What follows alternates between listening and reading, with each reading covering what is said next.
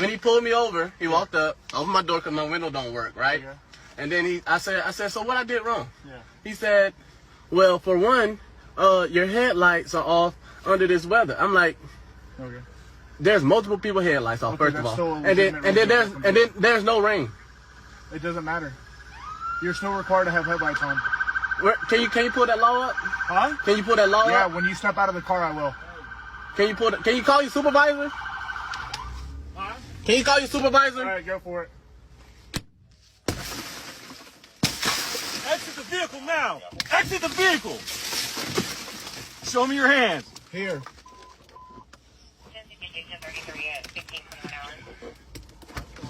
I'm here. What is your reason, sir? Step out. What is your reason? Step out now. All right. No, don't. Stop fighting. Put your hands behind your back. Put your hands behind your back. Hands behind your back. What's wrong with you? Ain't no talking now, man. Ain't no talking. Fucking talking shit, bro. I was fooling, bro. What's going on, man? You're under arrest. That's what's going on. No, bro. Yes, bro. You Yes. have a lawful reason, bro. Big knife center in here too. You gonna throw me phone like that, bro? Yeah, I'm gonna take it off of you, man. bro. Yeah. And I'm just trying to have a regular conversation with y'all, bro. That's not how it works. Too late. It ain't gonna too late. When they asked you to step out of the vehicle, you should have done that shit. Sir, your partner didn't even ask. Marijuana in his right pocket. Yes, it is. So why close the door if you see him pull up? Because, man, what you mean? He talking about arresting me and stuff, bro. I didn't do nothing. It's called resisting, idiot. I didn't do nothing wrong, sir. Can you back me up to the car so I can clean up? Shut up. Hey guys, welcome back to the channel. Today's video is a tough one to watch. It's about 22-year-old William McNeil Jr., a young black man from Jacksonville, Florida, who was pulled over by police back in February. The police officers claimed his headlights weren't on, but it was broad daylight, and if you watch the video, you'll see that he wasn't doing anything wrong. This video only just got posted and it's already breaking hearts and sparking outrage. Anyways, let's watch it together and then I'll share my thoughts. I just want y'all to listen to this delusional ass sheriff. But what I don't understand is, and I know you said that this was not ruled criminal, sucker punching the guy in the jaw. First of all, let me stop you. Not a sucker punch. I'm not excusing that administratively. I saw a lot of violence. I think the public saw a lot of violence against somebody that was not violent. Well, first of all, Eric, don't try to talk the public into what they saw. They just saw the same videos you saw. You ever want to get up and punch somebody in the face? You sat in front of us and told this man, don't convince the public. He doesn't have to convince the public. We saw him get sucker punched in the car. You think that man was expecting to be sucker punched in the car? And then when you guys had his hands behind his back, you punched him again in the face? Yeah, that's called a sucker punch. They don't see it coming. That's what it's called. Okay? I don't give a damn about the body cam footage. Because the problem is the escalation. That's the problem. The problem is an escalation. The other thing is this.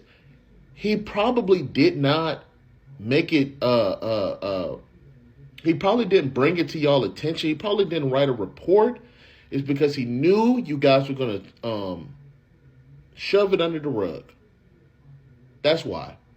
Because now you can't make an excuse. You can't make an excuse right now. You can't. You're sitting up there just yapping, just talking. Big dog, we saw what we saw.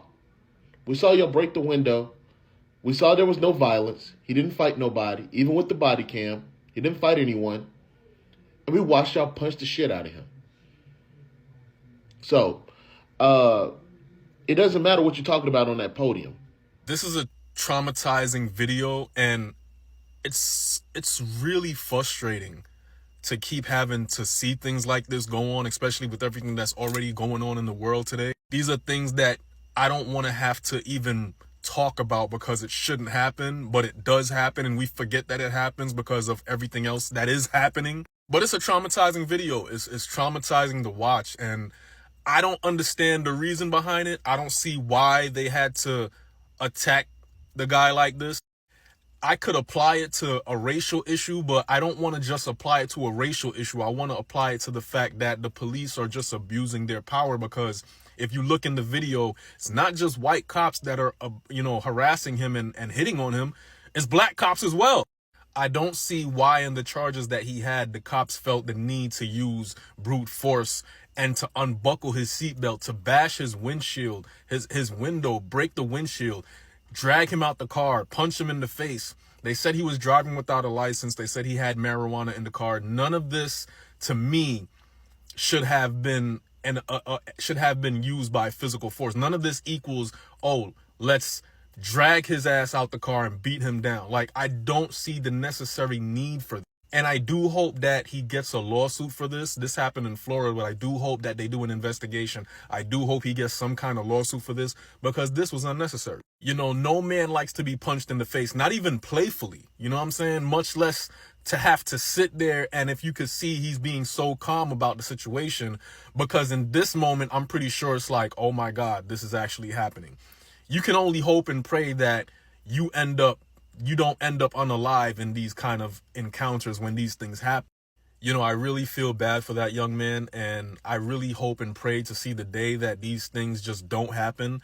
I might not live long enough to see the day that these things don't happen, but we can only hope and pray. And, the Jacksonville Police Department really needs to look into this and see who was responsible for this situation, and these cops need to be held accountable, because this was just not right. How can I help you, officer? Your lights were off. Just turn them back on. Okay, I'm sorry about that. Thank you so much. License and registration? Oh yeah, give me 1 second. I got you. Birth certificate? What do you do for work? Are your parents legal? What do I do for work? Where are your parents? You're black.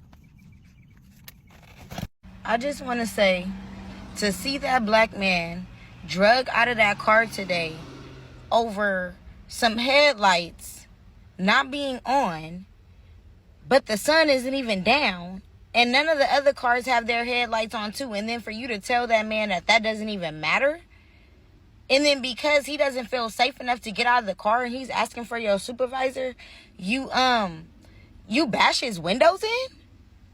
How do you do that? How do you do that? How is that even legal? And then, to make it worse, I didn't even see this. At first, I promise you, I didn't even see this. But to see another black officer, and I don't even want to, get on the whole race thing just to get it just on a race type of thing, because it's wrong regardless. But to see another black officer stand there and hover over him while those things are done to him, why? Are you scared? No, you not. You really just a hoe ass. You a hoe. I want to just even go even further, but I'm not even going to do it. But you really, yeah, that's crazy. And to go against him, being the only other black male that is out there, and to go against him like that, and then you guys bust his window, and I hope that he sues. I hope that man get everything that is owed to him. And this is why I say before I wrap this up. A lot of these guys out here that's like gangbangers and stuff like that, and they gang members and stuff like, and they really in there. You know what I'm saying? It will be something different if y'all were to actually, because there's some of you guys that don't have no background. You get what I'm saying? You have no background. That would be something dope. I always say this. That would be something dope if you guys were to go in and become those officers and actually change the system. Even against those ones that are black just like us.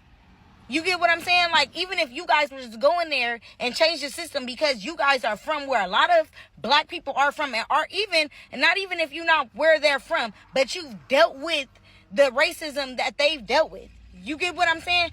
Start changing the system. Something got to change within the system. And if it don't start with us, where the fuck is it going to start from? I just want to know where. But for him to go through that, oh my God, my heart go out to him. And for him to be respectful like that, under that pressure, Not too many of us can say that we would actually still stand respectful like that, like as he did. Black police officers, I think they're going to change the system within, right? They're going to go and join, and they're going to be the change. End up just like that black police officer who was complicit in that black man being beaten in Jacksonville. And just like every other black man, black woman being beaten or brutalized by police, they did not do anything because they cannot do anything. What we don't talk about as a collective is how much we underestimate the systems that were used and put in place to oppress us. We always say, oh, you know, the very first police officers were slave catchers, and that is true, and it is important when we're talking about this. But what we don't talk about is what it actually does to us as a community, because we're not slaves no more, right? It literally is being used to kill the black community. How many black bloodlines and lineages do you think was cut off because a black man or woman was locked up for some bull? Sorry. And that's just one way that the police and the entire penal system is used against the black community to ensure that we cannot procreate and produce unless it's for them. Because what they do to the black people who are imprisoned is use them for labor, right? While simultaneously allowing anything to happen to them in there. These white police officers, these white COs, these are all part of the system. They allow anything to happen to our black brothers and sisters who are arrested and locked up right now. And you think your little bitty self is going to go into this system and change something?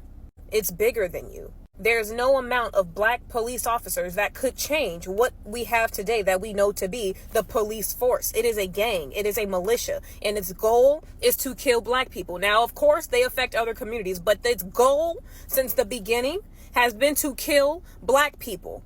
And what's not talked about enough is a lot of black police officers came from a mindset where they felt rejected from their community or rejected from whatever. They just felt rejected. So they felt the need to go be a police officer because you wanted to have some brotherhood, some sisterhood. But now you're in a position where you're watching your fellow black brothers and sisters be beaten and lynched, and you can't do nothing about it.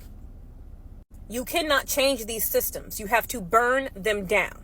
Otherwise, you're going to end up in a situation like these black police officers who just so happen to be there. And when the statements come out, it couldn't be about race because there was a black police officer there. Is that what you want to be? Is that the change that you want to see? Don't trust these black police officers. Don't find peace when you see them. Don't find solace when you see them. They are not like us. Not Like Us by Kendrick Lamar was not just about fucking white people and black people or Mexicans. But no, there is so many different sub-communities. So many different sub parts of the community that are not like us. And I mean us. If it's cloudy outside and you're driving, don't forget to turn your headlights on or you might get pulled over. And then you might get your window busted out and you might get punched in the face. Police officers that take an oath to serve and protect and then act like this are the biggest pieces of shit. It doesn't get any bigger than that. And I'm very happy that William McNeil Jr. is getting good lawyers, and I really hope that all those police officers lose their job because that's absolutely ridiculous. Absolutely ridiculous. So very sorry that happened to him. I don't even know what else to say about it. I just really hope that they lose their jobs. Keep calm. Stop resisting. Don't reach for anything. This guy did it, and look what happened to him. Got his window broken into, got glass flying all in his face, got sucker punched by the police, still got glass in his hair, by the way, got yanked out of the car and jumped by a bunch of powdered rangers in a freaking rocket raccoon. And then people are making up these raggedy excuses talking about what did he say before the video started. He could have insulted them for beating their wives. He could have made up some serious allegations about them. He could have been rude. He could have been very mean. He could have said some very hurtful things, as if any of that justifies being yanked out of your car, beaten up to the point where you get a concussion and memory loss and get severely traumatized for it, and then getting beat up by your own kind. He did not say no such thing. All he asked for is, where in the law does it say where he has to have his headlights on during the freaking daytime? Does this look like freaking night? Does it look like it's raining to you? This is freaking daytime right here. Like, come on, bro. Come on. Literally had glass in his face right here. You can see it on his chin hair. Glass in his hair. Still glass flying on him before the cops yanked him out the car. And y'all talking about he was resisting. He was putting up a fight. He was doing this. He was doing that. Just stop with all the disingenuous talking points, bro. You know these cops are playing wrong. Sheriff defended it for some freaking reason. I don't even know. And he was black too, so that makes it even worse. That rocket raccoon defended all their actions, which makes it 10 times worse. To the black officer that watched them drag that man out the car and body slam him, You are the biggest hoe I've ever seen in my life. That is insane. Once you saw them hit him with a left jab, that's where you step in to de-escalate the situation. But now, since you don't want to do that, you got to hear from the whole entire black community call you a hoe, and I'm going to be a part of it. I want to start it, actually. You a hoe! Oh, he deserved it. He should have stopped resisting. He should have stopped talking back. He should have just did what the cops said. Shut your bitch ass up. If this man looked like Nick off of Love Island, I promise you none of this would have happened, because I've been in cars with some of my white friends that will talk back to the police and they don't do none of this. When stuff like this happens, the first thing y'all say was, oh, he should have just shut up and did what he said. We saw with the Tyreek Hill situation. We've seen it with a bunch of others. When y'all be doing the same shit, y'all just don't get y'all ass whipped for it. One time, me and one of my white boys got pulled over. I was in the passenger seat silent as hell. He was arguing the cop down for 20 minutes. I'm telling you, 20 minutes. Never got dragged out the car, and he didn't even get a ticket. He didn't even get a ticket. Arguing with the cop is not a crime. He was very calm. He was chill. He was not aggressive at all. He was just going back and forth with him. The cop's pride got hurt because they're like, who is this nigga to be talking to me like this? And they all wanted to jump him. And honestly, shame on the black cop. It's a black cop in the back here. Shame on him for not stopping this. Y'all part of the problem. Y'all be wanting to fit in with the good boys club so bad that instead of being an advocate and maybe trying to level with him, you do this. Blaming him for getting his ass whooped by people whose salaries, pensions, bonuses, mortgages are all paid by his tax dollars is like a waiter blaming you for getting food poisoning and talking about some, I don't know why you ordered that in the first place. What? It is unfathomable to me that William McNeil Jr. had to face this much level of violence and this much level of hatred simply because he did not have his lights on while it was cloudy outside. And then for the police officers to dehumanize him so much when he constitutionally was in his right asking for a supervisor to explain the level of hatred and the level of violence these police officers were already giving him before they broke his car, dragged him out, and beat him. When do the racists in this country grow up and start humanizing other people? When do the good police officers start coming out and en masse calling out this kind of behavior from fellow police officers?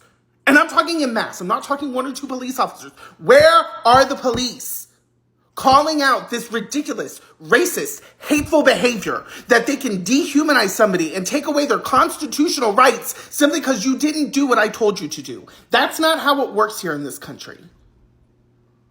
When do racists grow up?